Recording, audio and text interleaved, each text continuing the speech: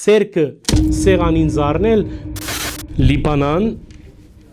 նախագահ զորավար Ժոզեֆ Աուն Պաղեստինյան քաղաքագայաններ խոսքը վերաբերի Լիբանանի մեջ արգա Պաղեստինյան աբորինի զենքի մասին եւ առաջիկա օրերը հատկապես հունիս 15-ին իդ կարևոր քննության բահ է Լիբանանյան բանակին համար ու հատկապես նախագահին համար որ վճռական է թե Պաղեստինյան աբորինի զենքը